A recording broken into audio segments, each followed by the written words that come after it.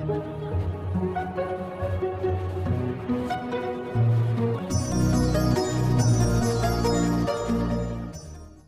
इस्लामी calendar के हिसाब से मुहर्रम का महीना चल रहा है, जिसे इस्लाम धर्म में बहुत ही अहम माना जाता है, क्योंकि इसी महीने में 10 मुहर्रम को इस्लाम धर्म के पैगंबर हजरत मोहम्मद सल्लल्लाहु अलैहि वसल्लम की नमाज़ और हजरत अली के बेटे इमाम हुसैन को बदबख्त यजीद ने शहीद कर दिया था। तो दोस्तों, आज के इस वीडियो में हम करबला के उस जंग के बारे में जानेंगे। आज के इस वीडियो में हम कम वक्त में उन सभी मोटी मोटी जानकारियों को जानने की कोशिश करेंगे। तो दोस्तों, वीडियो को अंत तक जरूर देखें। दोस्तों, बिना वक्त गवाए हम बात करेंगे कि यजीद कौन था। तो दोस्तों, आज से करीब 1400 साल पहले अरब देश में 2 खानदानी भाई हुआ करते थे। एक का नाम हासिम था तो दूसरे का नाम बानू मैया था। दोस्तों, बताया जाता है कि हासिम बहुत ही नेक और रहम दिल मिजाज का इंसान था और लोग हासिम की बड़ा ही इज्जत किया करते थे। साथ ही हासिम के खानदानों को ही खाने काबा की जिम्मेदारी सौंपी गई थी। वहीं बानू मैया की बात करें तो वो बहुत ही जालिम किस्म का इंसान था, उसकी किसी से नहीं बनती थी। हासिम के खानदान के चौथी पीढ़ी में हजरत मोहम्मद सल्लल्लाहु अलैहि वसल्लम ने जन्म लिया।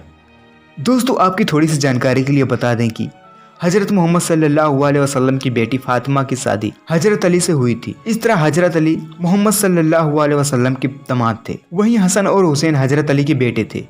इस तरह हजरत मोहम्मद सल्लल्लाहु अलैहि वसल्लम हसन और हुसैन के नाना हुए और यजीद बानू मैया के उस खानदान से ताल्लुक रखता था। दोस्तों, उन दोनों खानदानों की लड़ाई और भी कई नस्लों से पहले थी। बानू मैया के इसी खानदान के लोगों ने हजरत अली को शहीद कर दिया था। जब उनके बड़े बेटे हसन ने उनकी कमान संभाली तो उन्हें भी जहर देकर मार दिया गया। और अब यजीद, जिसका सामना इमाम हुसैन से था। दोस्तों, कहा जाता है कि यजीद बड़ा ही जालिम और बदबख्त इंसान था। उसकी क्रूरता के किस्से बयां कर पाना बहुत ही मुश्किल है। दोस्तों, वैसे तो यजीद एक मुसलमान था, लेकिन वो सारे बुरे काम किया करता था जो इस्लाम में हराम थे। वह बहुत बड़ा शराबी था और नाच गानों का बहुत ही शौकीन था। उसके इसी रवैये को देखते हुए इमाम हुसैन ने उसकी बैत करने से यानी उसे खलीफा मानने से इनकार कर दिया और मक्का शहर के उस मुकद्दस सरजमीन पर आकर रहने लगे। जब इस बात का इल्म यजीद को हुआ कि इमाम हुसैन ने उसकी बैत करने से इनकार कर दिया है, तो उसने इमाम हुसैन को कत्ल करने का मंसूबा बना लिया। तभी कूफा शहर से इमाम हुसैन के लिए एक खत आया, जिसमें लिखा था कि आप कूफा आ जाएं, हम आपके साथ कंधे से कंधा मिलाकर आपका साथ देंगे।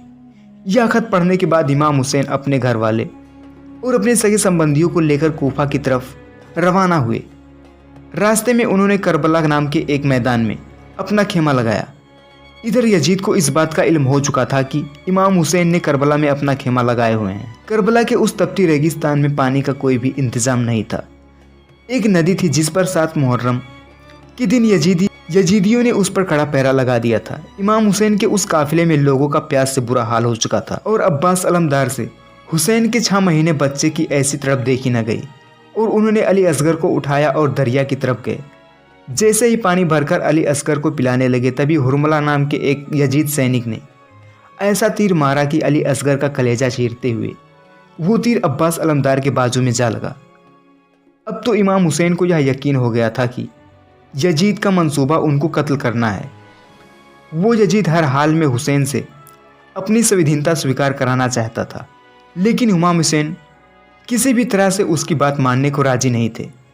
9 मुहर्रम की रात इमाम हुसैन ने रोशनी बुझा दी और अपने सभी वफादार साथियों से कहा कि कल के दिन हमारा दुश्मनों से मुकाबला है। उधर यजीद की लाखों की तादाद में फौजें हैं, उनके पास तीर है, तलवार है और जंग के सभी हथियार हैं।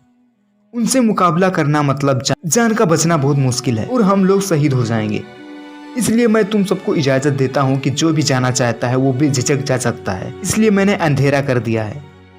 कुछ देर बाद रोशनी की गई, लेकिन एक भी साथी इमाम हुसैन को छोड़कर नहीं गया था और 10 मुहर्रम की सुबह जंग शुरू हुई। एक तरफ लाखों की फौज थी तो दूसरी तरफ इमाम हुसैन और उनके 72 सिपाही थे। उनके वफादार सिपाही एक एक करके मर रहे थे। इमाम हुसैन ने यजीदी फौजियों को नाको चने चबवा दिए, क्योंकि वो उस जाबाज योद्धा हजरत अली के बेटे थे। इसी बीच नमाज का वक्त हो गया और यजीदियों को हुसैन को कत्ल करने का मौका मिल गया। जब हुसैन सजदे में थे, तभी यजीदी सैनिकों ने इमाम हुसैन के सर को तन से जुदा कर दिया और बताया जाता है कि उनके सर को भाले में सजाकर कूफे शहर में नुमाइश की गई और उनके औरतों को भेड़ियों में जकड़ कर उस शहर में घुमाया गया। दोस्तों, करबला का वो मंजर कितना खौफनाक था, इसका अंदाजा आप खुद लगा सकते हैं। दोस्तों आज के इस वीडियो को यहीं पर खत्म करते हैं और अगर यह वीडियो आपको अच्छी लगी हो तो इस वीडियो को एक लाइक कर अपने दोस्तों के साथ एक शेयर कर दीजिए और इसी तरह की वीडियो पाने के लिए हमारे इस चैनल को एक सब्सक्राइब कर दीजिए।